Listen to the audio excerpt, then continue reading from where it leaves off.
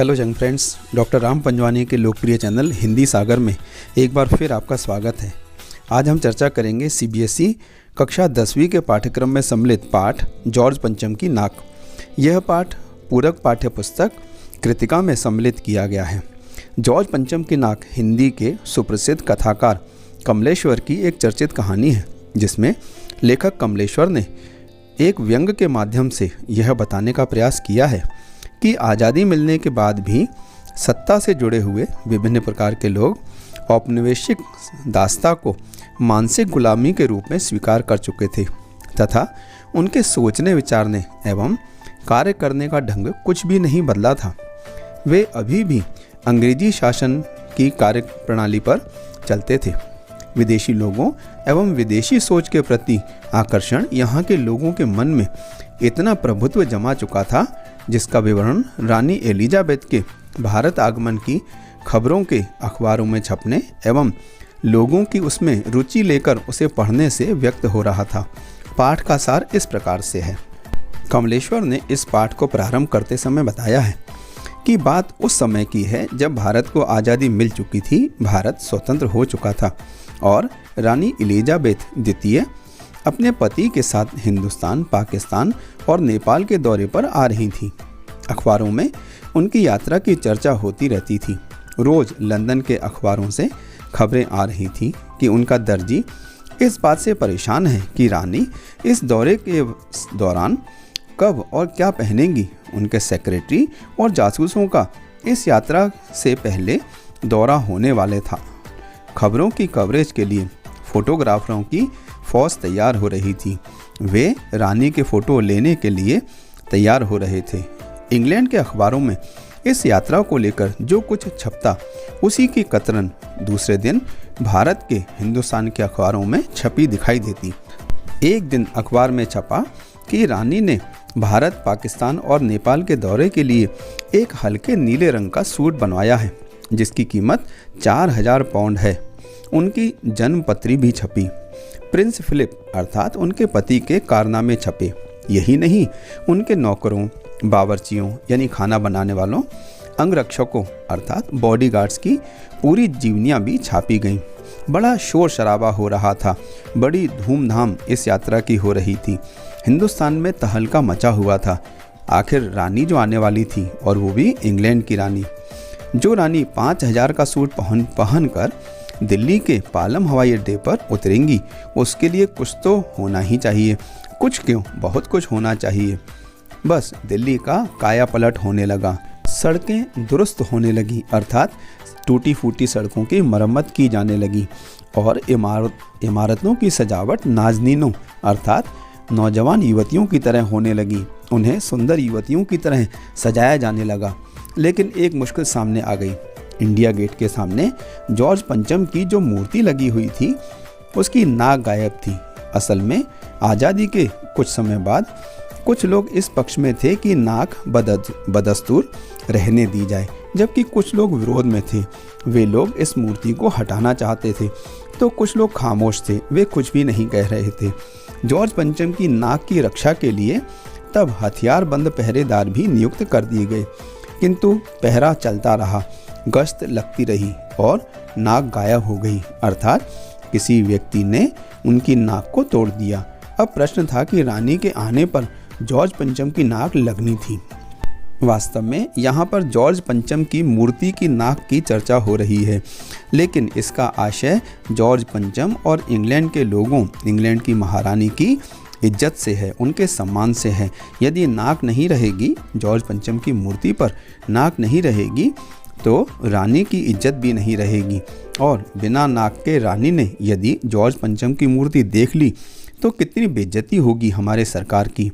देश के खैर ख्वाहों की मीटिंग बुलाई गई। खैर ख्वाह यानी देश का भला चाहने वालों की मीटिंग बुलाई गई। समस्या का समाधान कैसे हो, इस पर लंबी लंबी बहसें हुई। सब इस बात पर सहमत थे कि मूर्ति की नाक लगने पर हमारी नाक अर्थात इज्जत रह जाएगी। यदि हम अपने मेहमान की इज्जत करेंगे, तो हमारी इज्जत भी रह जाएगी। एक मूर्तिकार को बुलाया गया और उसे हुक्म दिया गया कि वह फौरन दिल्ली में हाजिर हो। मूर्तिकार आया और उसने आश्वस्त किया कि नाक लग जाएगी। पर मुझे यह बताया जाए कि इस लाट के लिए पत्थर कहाँ से लाया गया था। पुरातत्व विभाग, जो पुरानी इमारतों और पुरानी चीज़ों की देखभाल करने के लिए जिम्मेदार होता है, उसकी फाइलें पलटी गईं, फाइलों को देखा गया, किंतु क्लर्क ने बताया कि कहीं भी कुछ नहीं दर्ज है, कहीं भी पता नहीं चल रहा है कि इस मूर्ति का पत्थर कहाँ से लाया गया था। जब पुरातत्व विभाग ने नाग के पत्थर के किस्म के बारे में कुछ नहीं बताया तो मूर्तिकार ने भारत के पत्थर की खानों का दौरा किया। उसने पूरे हिंदुस्तान में जहाँ भी पत्थर की खदानें हैं उनका दौरा किया और यह पता लगाने का प्रयास किया कि इस मूर्ति में इस्तेमाल किया गया पत्थर किस खान का है। उसने हिंदुस्तान का चप्पा चप्पा खोज लिया, पर इस किस्म का पत्थर कहीं नहीं मिला। अतः निष्कर्ष निकाला गया कि पत्थर विदेशी है। अधिकारियों ने मूर्तिकार की बुद्धि पर लानत भेजते हुए कहा, लानत है आपकी अक्ल पर। विदेशियों की सारी चीज़ें हम अपना चुके हैं, दिल, दिमाग, तौर तरीके, रहन सहन, तो पत्थर क्यों नहीं मिल सकता है। मूर्तिकार को अचानक एक बात ध्यान में आई और उसने सभापति से कहा कि मेरा सुझाव है कि इस संबंध में, किंतु इसकी खबर अखबार वालों तक न पहुँचे, यानी कि वह जो सुझाव दे रहा था उसकी खबर किसी को नहीं लगनी चाहिए।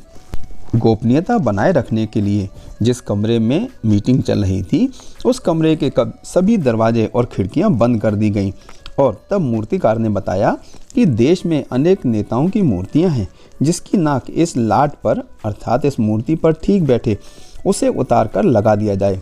सभापति ने सबकी तरफ देखा और कहा, यह काम होशियारी से होना चाहिए, अर्थात किसी महापुरुष की मूर्ति की नाक काट कर इस मूर्ति पर लगा दी जाए। मूर्तिकार ने एक बार फिर पूरे देश का भ्रमण किया। उसने तिलक, शिवाजी, दादा भाई नौरोजी, गोखले आदि सभी की नाकें टटोली, देखी, परखी, किंतु कोई भी जॉर्ज पंचम की नाक के बराबर नहीं मिली। वह गुजरात की ओर भागा, गांधी, पटेल, महादेव देसाई को परखा, फिर बंगाल गया, गुरुदेव रविंद्रनाथ टैगोर, सुभाष चंद्र बोस, राजा राम मोहन राय को देखा, फिर बिहार होता हुआ उत्तर प्रदेश आया और चंद्रशेखर आज़ाद, राम प्रसाद बिस्मिल, मोतीलाल नेहरू, मदन मोहन मालवीय की लाटों अर्थात मूर्तियों के पास गया। उनकी नाकों की भी जांच परख की। फिर मद्रास, केरल और पंजाब के नेताओं की मूर्तियों की नाकों की जांच परख की। इस प्रकार उसने पूरे हिंदुस्तान की परिक्रमा करने के बाद निष्कर्ष दिया, सबको बताया कि सभी नेताओं की नाक जॉर्ज पंचम की नाक से बड़ी है। यहाँ तक कि बच्चों की मूर्तियों की नाकों की नाप भी ली, लेकिन वे भी जॉर्ज पंचम की नाक से बड़ी हैं। यहाँ पर कमलेश्वर के कहने का तात्पर्य यह है कि जॉर्ज पंचम से हमारे देश के नेताओं का सम्मान ज़्यादा है, क्योंकि उन्होंने अपने देश की सेवा करते हुए अपने देश को स्वतंत्र करवाने के लिए अपना बलिदान दिया था, अपना पूरा जीवन समर्पित कर दिया था। इसलिए हमारे देश के नेताओं का सम्मान बड़ा है और जॉर्ज पंचम का सम्मान छोटा है। लेकिन मूर्तिकार ने हार नहीं मानी और उसने एक नई योजना पेश की। उसने अधिकारियों को बताया कि चूंकि नाक लगना एकदम ज़रूरी है, इसलिए मेरी राय है कि 40 करोड़ में से कोई एक जिंदा नाक काटकर लगा दी जाए। जिस समय यह कहानी लिखी गई है उस समय भारत की जनसंख्या लगभग 40 करोड़ थी और मूर्तिकार चाहता था कि भारत के किसी नागरिक की नाक काटकर वहाँ पर लगा दी जाए, अर्थात भारत के किसी नागरिक का सम्मान कम करके जॉर्ज पंचम की मूर्ति पर नाक लगा दी जाए। 40 करोड़ में से कोई एक जिंदा नाक लगाने का आशय यही था। उसका प्रस्ताव सुनकर सब तरफ सन्नाटा छा गया। सब लोग सोच में पड़ गए, परेशान हो गए। सबको परेशान देखकर मूर्तिकार ने कहा, आप लोग क्यों घबराते हैं? यह काम मेरे ऊपर छोड़ दीजिए। नाक चुनना और काटना मेरा काम है, आपको सिर्फ इजाज़त देनी है। कानाफूसी हुई, बहस हुई और उसके बाद में उसको इसकी इजाज़त मिल गई। कहानीकार कमलेश्वर के कहने का आशय यह है कि समाज में, हमारी सरकार में कुछ ऐसे लोग बैठे हैं जो हमारे देश के नागरिकों का सम्मान कम करके विदेशी लोगों का, इंग्लैंड के राजा का, इंग्लैंड की रानी का सम्मान बढ़ाना चाहते हैं और यहाँ पर उच्च पदों पर बैठे हुए पदाधिकारी इसकी अनुमति दे देते हैं। इस पाठ में सबसे बड़ा व्यंग यही है। खैर, मूर्तिकार को किसी जिंदा आदमी की नाक काटकर मूर्ति पर लगाने की इजाज़त मिल गई रानी के आने का दिन करीब आ रहा था। निर्धारित दिन आया और जॉर्ज पंचम के नाक लग गई। अखबारों में खबर छपी कि जॉर्ज पंचम के नाक लग गई है, जो बिल्कुल असली जैसी दिखाई देती है। यह नाक पत्थर की नहीं लगती है, किंतु जिस दिन रानी आई उस दिन देश में कहीं भी किसी भी उद्घाटन की खबर नहीं छपी, अर्थात किसी भी नए कार्य का शुभारंभ नहीं हुआ, अर्थात किसी भी नेता ने किसी नए कार्य का उद्घाटन प्रारंभ नहीं किया। कोई सार्वजनिक सभा नहीं हुई, कोई भी अभिनंदन नहीं हुआ, किसी को भी सम्मान नहीं मिला, किसी का ताज़ा चित्र अखबार में नहीं छपा, किसी का भी फोटो अखबार में नहीं छपा। इस व्यंग के अंत में कमलेश्वर आश्चर्य व्यक्त करते हैं कि नाक तो केवल एक ही चाहिए थी, वह भी मूर्ति के लिए, किंतु ऐसा लग रहा था जैसे पूरे देश की नाक कट गई हो, पूरे देश का सम्मान चला गया हो। आखिर बिना नाक का चित्र अखबार में कैसे छपता? अर्थात उस दिन हमारे पूरे देश में कोई भी ऐसा कार्य नहीं हुआ जिससे किसी का सम्मान बढ़ा हो, यानी सबका सम्मान कम हो गया। जॉर्ज पंचम की नाक कहानी नाक शब्द पर केंद्रित है। नाक को मान सम्मान, प्रतिष्ठा व इज्जत का प्रतीक माना जाता है, सम्मान का प्रतीक माना जाता है। यह कहानी उन भारतीय अधिकारियों की मानसिकता पर कड़ा व्यंग करती है जो विदेशी शासन के आगे हाथ जोड़कर खड़े रहते हैं और अपने देश के सम्मान की तनिक भी चिंता नहीं करते हैं। सरकारी अधिकारी विदेशी शासन के प्रति जॉर्ज पंचम के मूर्ति को जिंदा नाक लगाने के लिए भी तैयार हो जाते हैं, अर्थात वे किसी का भी सम्मान कम करने के लिए तैयार हैं। कहानी यह स्पष्ट करती है कि भारत के महान व्यक्तियों एवं बच्चों का मान सम्मान एवं बलिदान विदेशी शासन एवं शासकों से भी ज़्यादा बड़ा है और ज़्यादा महत्वपूर्ण है। मूर्तिकार ने जब जिंदा नाक काटकर मूर्ति को लगा दी तो लेखक कमलेश्वर कहते हैं कि पूरे भारत की नाक कट गई, इसलिए उस दिन किसी की भी फोटो उद्घाटन करते हुए नहीं छपी। यहाँ भी नाक प्रतिष्ठा का ही सूचक है। सरकारी अधिकारियों ने अपनी नाक बचाने के लिए एक निर्दोष व्यक्ति की जीवित नाक काटकर उस मूर्ति पर लगा दी और अखबार चुप रहकर अपना विरोध प्रकट कर रहे थे। तो यंग फ्रेंड्स, यह था कमलेश्वर द्वारा लिखी हुई जॉर्ज पंचम की नाक व्यंग कहानी का सार। मुझे पूरी उम्मीद है कि यह पाठ आपके समझ में आ गया होगा और आप बोर्ड के परीक्षा में अच्छे अंकों से उत्तीर्ण हो जाएंगे।